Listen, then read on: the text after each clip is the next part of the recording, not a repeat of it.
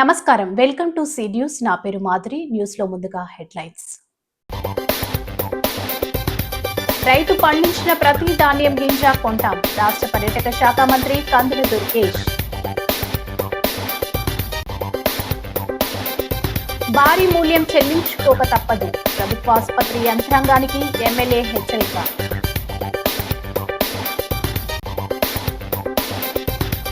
వక్ఫ్ను కాపాడండి, రాజ్యాంగాన్ని రక్షించండి. రాజమహేంద్రవరంలో ముస్లింల భారీ ర్యాలీ.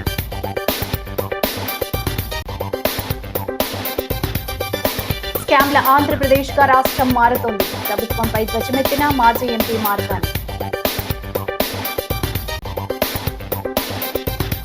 నిరుపేదలకు వరం సీఎం సహాయ నిధి. సీఎంఆర్ఎఫ్ చెక్కుల పంపిణీలో గోరంట్ల.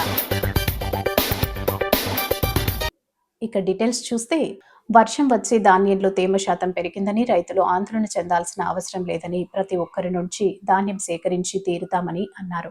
మంగళవారం నిడదవోలు మంత్రి క్యాంప్ కార్యాలయంలో ఏర్పాటు చేసిన పాత్రికేయుల సమావేశంలో ధాన్యం కొనుగోళ్లకు సంబంధించినటువంటి అంశాలపై స్పష్టతనిచ్చారు. సాధారణంగా తేమ శాతం 17కు మించితే ధాన్యం కొనుగోలు చేయరు. కానీ కూటమి ప్రభుత్వం తేమ శాతాన్ని పట్టించుకోకుండా 6 కాలం శ్రమించిన రైతన్న నుండి ధాన్యం కొనుగోలు చేసి వారి ఖాతాలో నిర్దేశిత సమయంలో నగదు జమయ్యేలా చర్యలు తీసుకుంటున్నామని అన్నారు. తేమ శాతం పెరిగితే ధాన్యం కొనుగోలు చేయవచ్చునని అపోహలు రైతులు నమ్మవద్దని అన్నారు. రైతు పండించినటువంటి ప్రతి ధాన్యం గింజ కొనుగోలు చేసి తీరుతామని భరోసానిచ్చారు. రైస్ మిల్లర్లు రైతుల నుంచి ఏ రకమైన ధాన్యాన్నైనా సేకరించి తీరాలని ఆదేశించారు. సరఫరాల శాఖ మంత్రి శ్రీ నాదెండ్ల మనోహర్ గారు నేను కాకినాడలో రివ్యూ మీటింగ్ పెట్టారు. ఆ సందర్భంలో కూడా నేను నిన్న సీఎం గారితో మా డిపార్ట్మెంట్ రివ్యూలో ఉన్నప్పుడు కూడా నాదెండ్ల మనోహర్ గారితో మాట్లాడితే ఆయన జిల్లాకి 50,000 మెట్రిక్ టన్నులు అదనంగా సేకరించడానికి ఆయన సాయం చేశారు. దాని ప్రకారం అందులో ఇప్పుడు మనకి మళ్ళీ నిడదవోలు మండలానికి ఇంకో 4,000 మెట్రిక్ టన్నులు, అదేవిధంగా మిగతా ఒక 1000 వరకు ఉండ్రాజవరం పెరవలి మండలాలకు కూడా సేకరించడానికి రమారం ఒక 5,000 మెట్రిక్ టన్నులు సేకరించడానికి ఇప్పటికే ఒక నిర్ణయం జరిగింది. జేసీ గారు, సబ్ కలెక్టర్ గారు ఆ విషయంలో ఒక ఆలోచన చేశారు. అయితే ఇప్పుడు మేము రివ్యూ చేసుకున్నాం, అందరితో కలిపి మాట్లాడాం. అందరితో కలిపి అగ్రికల్చర్ వారితో కూడా మాట్లాడిన తర్వాత ఒక నిర్ణయానికి వచ్చింది ఏంటంటే, దీన్ని మరింత సేకరించాల్సినటువంటి అవసరం కనబడతా ఉంది. రైతుల నుంచి ఒత్తిడి వస్తుంది కనుక అందువల్ల ఖచ్చితంగా ప్రతి రైతు పండించిన ధాన్యాన్ని సేకరించడానికి మేము సిద్ధంగానే ఉన్నాం. కానీ దీన్ని కొంత ఒక ఫేజ్డ్ మేనర్లో చేయాల్సి ఉంటుంది. అదేవిధంగా ప్రతిమా నియోజకవర్గాలు కూడా దృష్టిలో పెట్టుకోవాల్సి ఉంటుంది. వీటన్నిటి దృష్ట్యా మనకి ఎక్కువ విస్తీర్ణం ఉన్నటువంటి ప్రాంతం మన నిడదవోలు నియోజకవర్గం. అందుకే దీనికి ఎక్కువ ప్రాముఖ్యతను ఇస్తూనే మనం ఇతర నియోజకవర్గాలకు కూడా ఇవ్వాల్సిన అవసరాన్ని మన డిపార్ట్మెంట్ చూస్తూ ఉన్నారు. అందులో భాగంగా ఇప్పుడే నేను రివ్యూ జరుగుతున్నప్పుడే మన పౌర సరఫరాల శాఖ మంత్రి శ్రీ నాదెండ్ల మనోహర్ గారితో మాట్లాడాను. అఫీషియల్స్ ఉండగానే వారితో మాట్లాడి మరో 5,000 ఇప్పుడు అదనంగా 50,000లో ఇస్తున్నటువంటి 5,000 కాకుండా ఇంకొక 5,000 అడిషనల్గా మెట్రిక్ టన్నులు మాకు ఇవ్వమని చెప్పి కోరడం జరిగింది. దానికి వారు సమ్మతించారు. దానికి సాయంత్రం లోపల దానికి సంబంధించిన విధానాలు కూడా పూర్తవుతాయి. దాంతో మొత్తం రమారమి 10,000 మెట్రిక్ టన్నులు మన నిడదవోలు నియోజకవర్గంలో కొత్తగా సేకరించడానికి మనం సూత్రప్రాయంగా ముందుకు వెళ్తా ఉన్నాం అనేటువంటి మాట కూడా ఈ సందర్భంగా తెలియజేస్తున్నాను. రాజమండ్రి ప్రభుత్వ ఆసుపత్రిలో రోగులకు మెరుగైన వైద్య సేవలు అందించాల్సిన వైద్యాధికారులు ఇప్పటికీ నిర్లక్ష్యం వేయకపోతే ఇక సాగనంపుతామని రాజమండ్రి సిటీ ఎమ్మెల్యే ఆదిరెడ్డి శ్రీనివాస్ హెచ్చరించారు. మంగళవారం ప్రభుత్వ ఆసుపత్రి, ఎంసీహెచ్ బ్లాక్, మార్చురీ తదితర విభాగాలకు పరిశీలించారు. ఈ సందర్భంగా మందులు లేవని చెబుతున్నారని పలువురు రోగులు ఫిర్యాదు చేశారు. ఆపరేషన్ చేసే వైద్యులకు 2 ఏళ్లుగా అదే యూనిఫామ్ అని, ఏసీ పని చేయడం లేదని, ఫ్యాన్లు సరిగా లేవని వైద్యులు, సిబ్బంది ఎమ్మెల్యే ఆదిరెడ్డి వాసుకు ఫిర్యాదు చేశారు. అనంతరం ఆయన మీడియాతో మాట్లాడుతూ, ఈ నిర్లక్ష్యానికి సూపరింటెండెంట్ బాధ్యత వహిస్తారా, ఇతర వైద్యాధికారులు బాధ్యుల అనేది తేలాలని ఆగ్రహం వ్యక్తం చేశారు. కూటమి అధికారంలోకి వచ్చి 1 ఏడాది అవుతోందని, తాను కూటమి నాయకులతో కలిసి 15 రోజులకు ఒకసారి ఆసుపత్రి సందర్శించి రోగులకు మెరుగైన వైద్య సేవలు అందించాలని కోరుతూనే ఉన్నామని ఆయన చెప్పారు.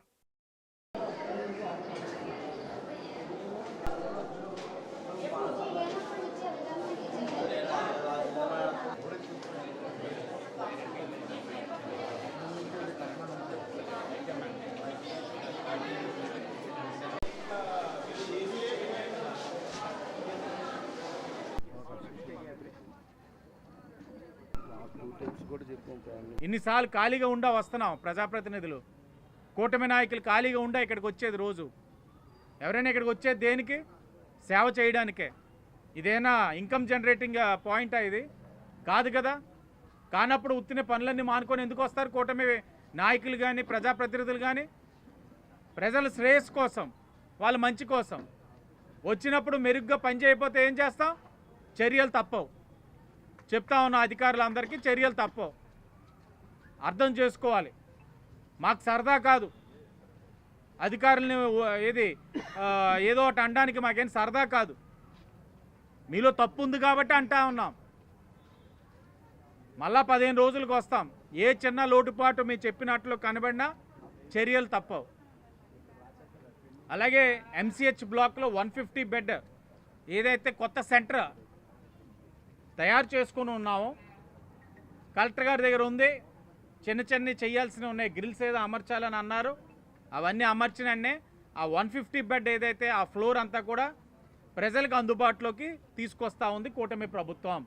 ఆ 150 బెడ్ కూడా అందుబాటులోకి వచ్చినట్లయితే ఎంసీహెచ్ బ్లాక్లో కాసంత ఒత్తిడి తగ్గుతుంది. అలాగే పక్కన క్రిటికల్ కేర్ వార్డు కూడా ఏదైతే ఆ బ్లాక్ కూడా జూన్ ఎండింగ్కి రెడీ అయిపోతుంది. అది కూడా రెడీ అయితే ఏదైతే ఇక్కడ ప్రస్తుతం హాస్పిటల్లో చాలా కంజెషన్ ఉంది, చాలా ఇదంతా కూడా క్రిటికల్ కేర్ సెంటర్ అంతా కూడా అక్కడ మూవ్ అయినట్లయితే ఇక్కడ కూడా కొన్ని డిపార్ట్మెంట్స్ చాలా ఫ్రీగా పనిచేసే అవకాశాలు ఉంటాయి. అంటే అన్నీ ఒక్కొక్కటిగా చేసుకుంటూ వస్తూ ఉన్నాం. నేను అప్పుడు చెప్తా ఉన్నాను, ఇప్పుడు చెప్తా ఉన్నాను, సమస్యలు అనేకంగా ఉన్నాయి. ఒక్కొక్కటి అవగాహన చేసుకొని ఏదో అధికారంలో ఉన్నాం కాబట్టి వచ్చినంటే నువ్వు ఇది చేయలేదా, ఎస్ నీ మీద యాక్షన్ అంటే కాదు, వాళ్ళకి సమయం ఇవ్వాలి. దేశవ్యాప్తంగా వక్ఫ్ సవరణ చట్టానికి వ్యతిరేకంగా జరుగుతున్న నిరసనలో భాగంగా ముస్లిం ఐక్యవేదిక రాజమండ్రి శాఖ ఆధ్వర్యంలో మంగళవారం మహార్యాలీ జరిగింది. ఈ ర్యాలీలో పెద్ద ఎత్తున ముస్లింలు, మహిళలు పాల్గొని వక్ఫ్ చట్టానికి, కేంద్ర ప్రభుత్వానికి వ్యతిరేకంగా నినాదాలు చేశారు. కేంద్రంలో ఎన్డీఏ ప్రభుత్వం తీసుకొచ్చినటువంటి వక్ఫ్ చట్ట సవరణను రద్దు చేసే వరకు దేశవ్యాప్తంగా ముస్లింలు పోరాటం చేస్తారని స్పష్టం చేశారు.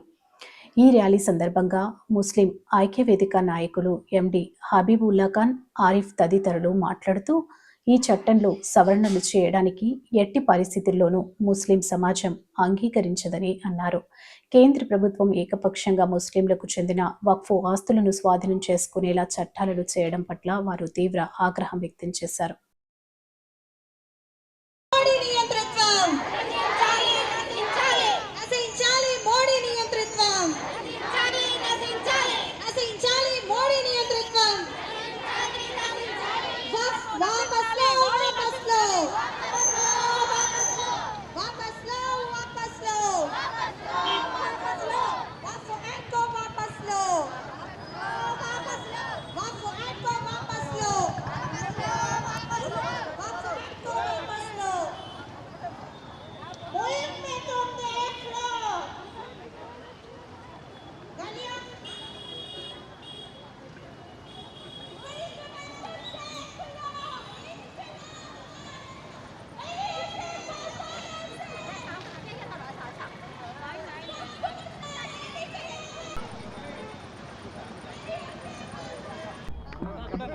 లౌకిక భారతదేశ రాజ్యాంగ స్ఫూర్తికి విరుద్ధంగా భారతదేశంలో ఉన్న ముస్లింల అస్తిత్వాన్ని ప్రశ్నార్థకం చేసే విధంగా ఎన్డీఏ ప్రభుత్వం వచ్చిన తర్వాత వారు తీసుకొచ్చినటువంటి అనేక నల్ల చట్టాల్లో భాగంగానే కంటే కొనసాగింపుగా ఈరోజు వక్ఫ్ బోర్డ్ సవరణ చట్టం 24ను తీసుకొచ్చి దాన్ని 25లో బిల్లుగా మార్చి 8 లక్షల పైచిలుకు ఉన్నటువంటి భారతదేశంలోని వక్ఫ్ బోర్డు సంబంధించిన భూములను 8 లక్షల పైచిలుకు ఎకరాల భూములను ప్రభుత్వం స్వాధీనం చేసుకునే ప్రయత్నం చేస్తుంది. దీనికి ఖచ్చితంగా భారతదేశంలో ఉన్న ప్రతి ముస్లిం కూడా, మహిళలు, పురుషులు, పిల్లలన్న తేడా లేకుండా ప్రతి ఒక్కళ్ళం కూడా రోడ్డెక్కుతాం, దీనికి నిరసన తెలియజేస్తాం. కాలరాస్తోంది. ఇది కేవలం తనకు ఉభయ సభల్లో ఉన్నటువంటి మెజారిటీని అడ్డు పెట్టుకుని తీసుకొచ్చినటువంటి చట్టం ఇది. ప్రతిపక్షాలు అడిగినటువంటి ప్రశ్నలకు సమాధానం అయితే దాటవేసింది, కానీ సుప్రీంకోర్టులో ఒక్క ప్రశ్నకు కూడా సరిగ్గా సమాధానం ఇప్పటి వరకు ఇవ్వలేనటువంటి పరిస్థితి ఇది. కాబట్టి ఇది దేశ రాజ్యాంగాన్ని కాలరాసేందుకు, దేశ రాజ్యాంగం యొక్క విలువలను కాలరాసేటువంటి నల్ల చట్టం ఇది.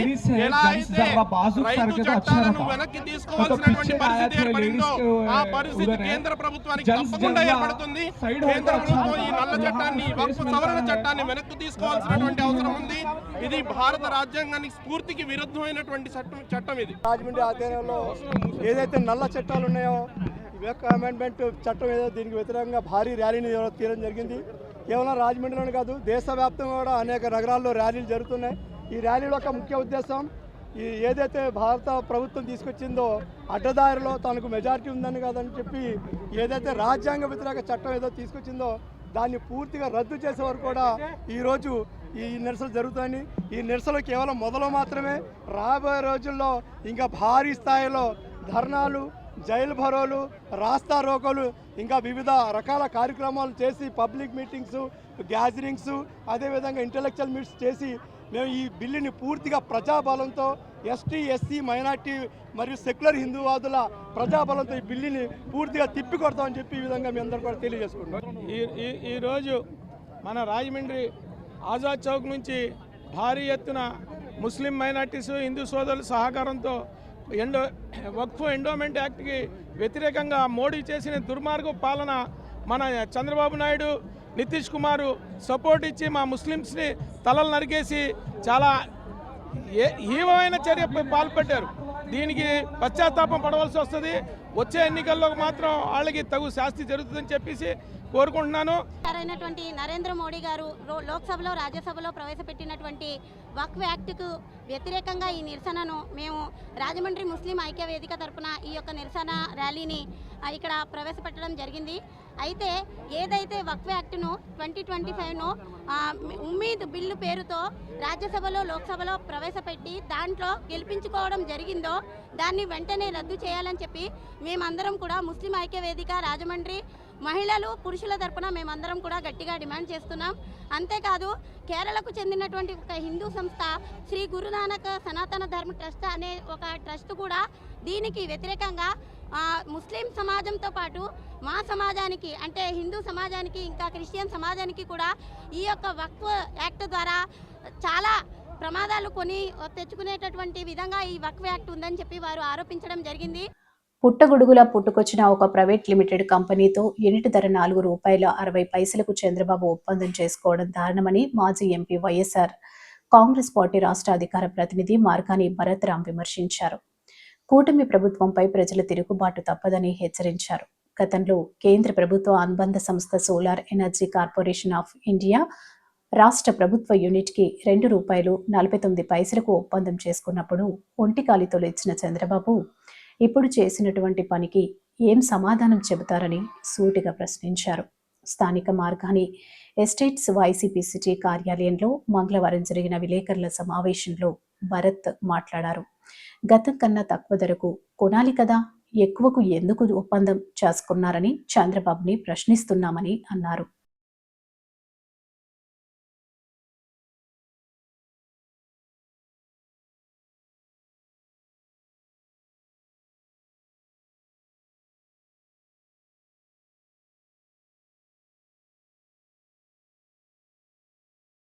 ఆ వార్డులో తెలుగుదేశం పార్టీ అతని పేరేదో శివకుమారా, మరుకుర్తి శివకుమార్ అనే ఒక వ్యక్తి ఉన్నాడంట. ఆ వ్యక్తికి సంబంధించిన బంధువులంట విజయనగరంలో ఉంటారంట. ఆ విజయనగరంలో కాశీ అంట. ఆ కాశీ అన్న అతను ఈవీఎం ఎమ్మెల్యే, వీళ్ళిద్దరూ వాటాదారులంట. దీనిపైన కూడా పూర్తిస్థాయి ఎంక్వైరీ చేయాలా. వీళ్ళిద్దరూ వాటాదారులు కలిపి ఈ 1385 గజాలు 1385 గజాలు 10 కోట్ల విలువ తక్కువకుండా మార్కెట్లో 4 రోడ్లు బిట్టు. మేము ఎలక్షన్స్ ముందు కూడా గౌడ సెట్టిబల్జా కులానికి సంబంధించి మేము ఒక మీటింగ్ పెడితే అందులోనే పెట్టుకున్నాం. ఇప్పుడు ఫెన్సింగ్ వేసేసి అన్యాక్రాంతం చేశారు. అది పార్క్ సంబంధించిన భూమి 1385 గజాలు. ఇది నిన్న కలెక్టర్ దగ్గరికి కూడా వెళ్ళి మేము కలెక్టర్ రిప్రజెంటేషన్ ఇచ్చాం. గతంలో ఇచ్చాను, మళ్ళీ ఇచ్చాం. నిన్న స్పందన జరిగితే స్పందనలో వెళ్ళి ఇవ్వడం జరిగింది, భూమిని కాపాడండి అని. మరి ఈ రకంగా అన్యాయంగా అక్రమంగా అన్యాక్రాంతం చేస్తున్నారు. ఒక్కసారి ఈనాడు పేపర్లో పెట్టింది ఇది కాదు ఇంకోటి పంపించాను చూడు, ఈనాడు పేపర్తో ఒకటి పంపించానా, నీకు ఒకటి పంపించాను కదమ్మా, ఇగోండి అందులో వస్తుంది ప్రభుత్వ స్థలం కబ్జాపై ఫిర్యాదు. వాళ్ళు కూడా ఈనాడు పేపర్ కూడా కొంచెం తగ్గించు వాళ్ళు కూడా తగ్గించమ్మా. డైరెక్ట్గా పైన ఈవీఎం ఎమ్మెల్యే ఫోటో వేస్తారు, అంటే వాళ్ళు కూడా ఇండికేషన్ చూపిస్తున్నారు. పైన ఈవీఎం ఎమ్మెల్యే ఫోటో వేస్తారు, కిందనేమో ప్రభుత్వ స్థలం కబ్జాకి పై ఫిర్యాదు అని, అంటే ప్రజలకు కూడా ఇండికేషన్ కనబడుతుంది, ఇగో దీని యొక్క కారకుడు పైన ఉన్నాడని. రాష్ట్ర వ్యాప్తంగా ఎందరో నిరుపేదల ప్రాణాలు కాపాడేందుకు సీఎం సహాయ నిధి ఎంతగానో ఉపయోగపడుతుందని రూరల్ ఎమ్మెల్యే గోరంట్ల బుచ్చయ్య చౌదరి అన్నారు. స్థానిక గాంధీపురంలో ఉన్న గోరంట్ల కార్యాలయంలో కడియం రాజమహేంద్రవరం రూరల్కు చెందినటువంటి లబ్ధిదారులకు సీఎం ఆర్ఎఫ్ చెక్కులు పంపిణీ చేశారు. దామిరెడ్డిపల్లి గ్రామానికి చెందిన పెనుమాక వీర వెంకట సత్యనారాయణ మూర్తికి 2,18,400 రూపాయలు, శాటిలైట్ సిటీ గ్రామానికి చెందిన వెంకే చంద్రశేఖర్కు 35,000 రూపాయలు, ధవళేశ్వరం గ్రామానికి చెందిన గ్రంథి సుజాతకు 50,000 రూపాయలు, రాజవోలు గ్రామానికి చెందిన బూరిగా మంగకు 20,000 రూపాయలు, మొత్తం కలిపి 3,23,400 రూపాయలు ముఖ్యమంత్రి సహాయ నిధి చెక్కులను లబ్ధిదారులకు అందజేశారు. ఈ సందర్భంగా ఎమ్మెల్యే గోరంట్ల మాట్లాడుతూ, కూటమి ప్రభుత్వం బడుగు బలహీన వర్గాల వారి ఆరోగ్యం పట్ల భరోసా కల్పించి అండగా నిలబడుతుందని అన్నారు.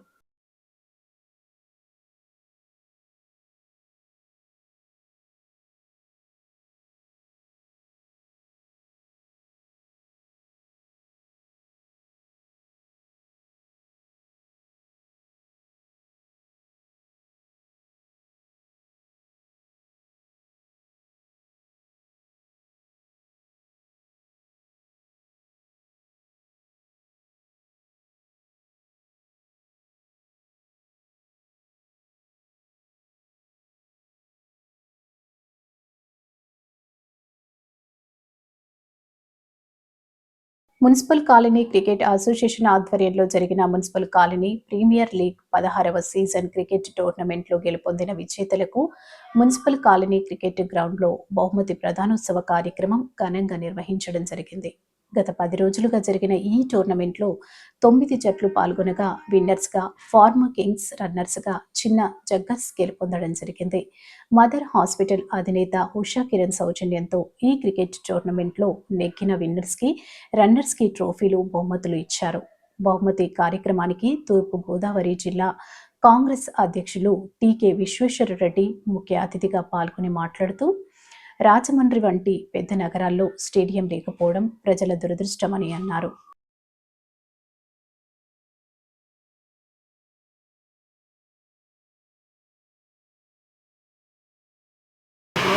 దాంట్లో కంటిన్యూస్గా ఎడ్యుకేషన్ ఫాదర్ ఆడుతున్నా మధ్య నుంచి 3-4 బ్యాచ్లు వేరు స్కూల్స్లో అందరూ వచ్చి కూడా క్రికెట్ ఆడుతున్నారు. అలాగే ఇక్కడ మరి షటిల్ కానివ్వండి, అలాగే వాలీబాల్ కానీ ఇవన్నీ కూడా ఇక్కడ ఆడుతున్నారు.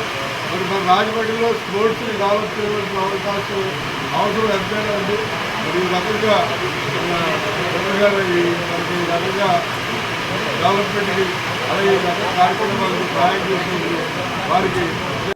శిష్టకరణాలను కేంద్రం ఓబీసీలుగా గుర్తించాలని ఆంధ్రప్రదేశ్ రాష్ట్ర శిష్టకరణ సంక్షేమ సంఘం అధ్యక్షుడు అక్కు మహంతి నాగేశ్వరరావు డిమాండ్ చేశారు. తూర్పు గోదావరి జిల్లా శిష్టకరణ సంక్షేమ సంఘం ఆవిర్భావ సభ కార్యవర్గ ఆత్మీయ కలయిక శేషయ్య మెట్ట రజక సేవా సంఘం కళ్యాణ మండపంలో జరిగింది. ఈ సందర్భంగా జిల్లా అధ్యక్షుడు పొట్నూరు శివ సూర్య ప్రకాశరావు అధ్యక్షతన జరిగినటువంటి సమావేశంలో ముఖ్య అతిథిగా హాజరైన రాష్ట్ర అధ్యక్షుడు రాజా మాట్లాడుతూ, కేంద్ర మంత్రి కె రామ్మోహన్ నాయుడు సహకారంతో ఓబీసీల గుర్తింపు సాధిస్తామన్న ఆశాభావం వ్యక్తం చేశారు. అలాగే రాజమండ్రిలో జిల్లా సంఘం ఆధ్వర్యంలో కమ్యూనిటీ హాల్ నిర్మాణానికి కృషి చేస్తామని చెప్పారు. 200 గజాల స్థలం సేకరించి సాధ్యమైనంత త్వరగా కమ్యూనిటీ హాల్ నిర్మాణం పూర్తి చేసేందుకు సహకారం అందిస్తామని హామీ ఇచ్చారు. ముఖ్య సభ్యులకు నేటి ఈ కార్యక్రమానికి స్వాగతం తెలియజేసుకుంటున్నాం. మీటింగ్ ఏర్పాటు చేశారు. దానికి నన్ను ముఖ్యంగా పిలిచారు. తర్వాత అది మనకి చాలా ఉపయోగపడిన మీటింగ్ అండి. అది ముందు త్వరలోనే ఓబీసీ వస్తుందని మనస్ఫూర్తిగా కోరుకుంటున్నాం. తర్వాత ముఖ్యంగా రాజమండ్రి గురించి మాట్లాడితే కమ్యూనిటీ హాల్ చాలా ఇంపార్టెంట్. రాజమండ్రిలో కమ్యూనిటీ హాలు వరకు లేదు. దాని గురించి మన ఎమ్మెల్యే గారితో కూడా మాట్లాడటం జరిగింది. ప్రభుత్వం ద్వారా ఏదైనా స్థలంగానే దొరికితే అది మనకు తప్పకుండా ఇస్తానని చెప్పారు. అది కొంచెం కష్టమని మన ప్రకాష్ గారు ఇప్పుడే అన్నారు. దాని గురించి మేము అనుకుంటున్నామంటే మన ప్రతి ఒక్కళ్ళు ఒక కుటుంబానికి ఒక గజం స్థలం కేటాయిస్తే మనం 200 గజం సరిపోతుంది అనుకుంటాం. మనకి 200 గజం 200 కుటుంబాలు ముందుకు వచ్చి మనిషి గజం స్థలం ఇస్తే మనకి కమ్యూనిటీ హాల్కి ముందు స్థల సేకరణ జరుగుద్ది. ఆ తర్వాత నెక్స్ట్ మనం మళ్ళీ బిల్డింగ్కి ప్లాన్ చేసుకోవచ్చండి. ఎంపీ గారి గ్రాంట్ నుంచి కానీ ఎమ్మెల్యే గ్రాంట్ నుంచి చేసుకోవచ్చు. ముఖ్యంగా రాజమండ్రి కమ్యూనిటీకి సిస్టర్ కమ్యూనిటీకి స్థలం చాలా అవసరమని, కమ్యూనిటీ హాల్ చాలా అవసరమని కోరుకుంటున్నాం సార్. పారిశ్రామికవేత్తలను తీర్చిదిద్దే క్రమంలో నగరంలో రతన్ టాటా ఇన్నోవేషన్ హబ్ ఏర్పాటు చేయడం జరుగుతుందని కమిషనర్ కేతన్ గార్గ్ తెలియజేశారు. నగరంలో ఏర్పాటు చేసేందుకు నిర్ణయించిన రతన్ టాటా ఇన్నోవేషన్ హబ్ కొరకు పలు ప్రాంతాల్లో భవనాలను పరిశీలించారు. ఈ సందర్భంగా వారు మాట్లాడుతూ రతన్ టాటా ఇన్నోవేషన్ హబ్ ప్రధాన కేంద్రం అమరావతి నగరంలో ఆంధ్రప్రదేశ్ ప్రభుత్వ ప్రతిష్టాత్మక ప్రాజెక్టుగా ఆంధ్రప్రదేశ్ను ఒక నూతన ఆవిష్కరణ కేంద్రంగా అభివృద్ధి చేయడం లక్ష్యంగా ముఖ్యమంత్రి అక్టోబర్ 2024లో ప్రారంభించారని, దీనికి అనుబంధంగా రాష్ట్రంలో వివిధ ప్రాంతాల్లో 5 ప్రాంతీయ కేంద్రాలు ఏర్పాటు ప్రతిపాదించారని అన్నారు. దానిలో ఉభయ గోదావరి జిల్లాల సమాన అభివృద్ధికి రాజమహేంద్రవరం ప్రాంతీయ కేంద్రంగా ఆమోదించిన దరిమిల ఉన్నతాధికారులు బృందం, తూర్పు గోదావరి జిల్లా కలెక్టర్ నేతృత్వంలో స్థానికంగా అందుబాటులో వివిధ భవనాలను పరిశీలించి మోరంపూడిలోని శ్రీ వెంకటేశ్వర స్వామి గుడి సమీపంలో పూడి శ్రీనివాసం భవనం అమరావతి గార్డెన్స్లో ఏర్పాటు చేయడానికి నిర్ణయించామని తెలిపారు.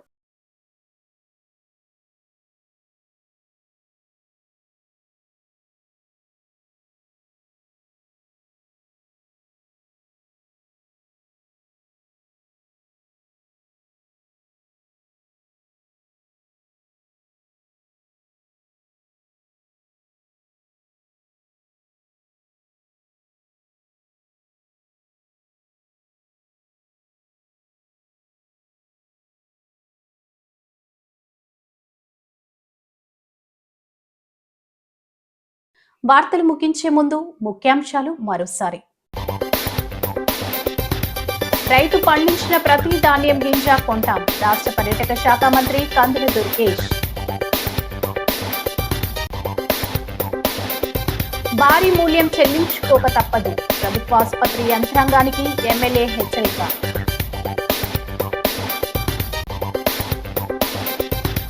వక్ఫ్ను కాపాడండి, రాజ్యాంగాన్ని రక్షించండి, రాజమహేంద్రవరంలో ముస్లింల భారీ ర్యాలీ.